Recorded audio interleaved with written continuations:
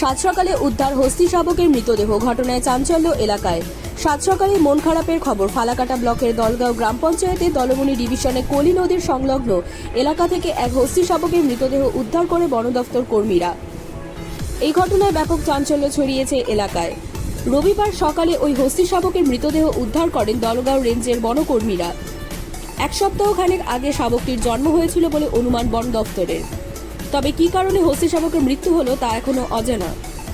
ময়নাতদন্তের পরেই জানা যাবে মৃত্যুর আসল কারণ বলে জানিয়েছে বন দফতর। Bureau reports, Bengal Times 24/7।